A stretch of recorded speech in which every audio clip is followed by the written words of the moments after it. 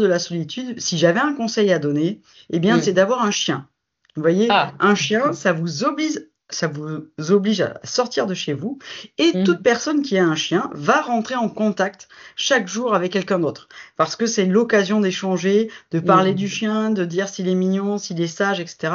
Donc tout ça, c'est vraiment quelque chose de très important. Donc pour lutter contre l'isolement social, une petite astuce, c'est d'avoir un chien. Aller à la SPA, adopter les chiens qui sont un peu tristes et Exactement. solitaires et qui attendent que vous. Voilà, c'est tout à fait ça. Et alors, comment on peut prévenir la solitude et l'isolement? Enfin, la solitude, on a compris que c'était un sentiment, mais comment on peut prévenir l'isolement social? Est-ce qu'il y a des... Tu peux Alors, nous dire? donc déjà, on a l'histoire du petit chien, mais vous n'êtes pas obligé d'avoir un chien. Ce qu'il faut, c'est finalement veiller en permanence tout au long de sa vie. Parce qu'on voit bien que quand on devient âgé, évidemment, c'est plus flagrant, mais c'est important à toutes les périodes de sa vie. C'est de rester peut-être connecté, mais connecté à l'autre. Mm. Donc peut-être par des choses un petit peu simples, c'est d'essayer d'entretenir des liens avec ses voisins. Alors c'est pas grand-chose et en même temps c'est beaucoup. Avec Mm. un voisin, on peut s'inviter une fois de temps en temps pour prendre un apéro. Vous pouvez aussi vous appuyer sur la fête des voisins. Je crois que sa fête, c'est 25 ans, la fête des voisins. C'est bientôt, C'est, là, c'est au mois de mai ouais, en plus. Mm. c'est au mois de mai. Donc, je crois que c'est le 23 mai, la fête des voisins. En tout Mm. cas, surtout, c'est une opportunité pour, pour recréer du lien. Alors peut-être que vous n'aurez pas envie de recevoir chez vous, etc.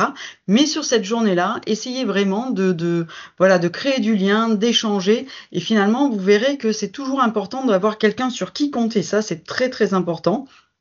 Donc, vous pouvez compter sur vos voisins. Donc, essayez toujours d'encourager, par exemple, quand vous allez chez une personne, d'essayer de créer des ponts, en fait, entre voisins, ça peut être très intéressant. Si la personne que vous accompagnez, par exemple, reçoit le journal, Mm.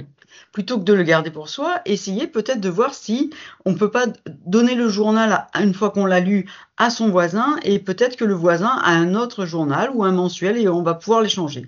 Ces petits trocs entre Mm. voisins, eh bien, ça permet vraiment de lutter contre l'isolement social. Ça va être aussi peut-être l'idée d'essayer le plus longtemps possible, lorsque vous êtes à la retraite, d'essayer de faire un peu de bénévolat.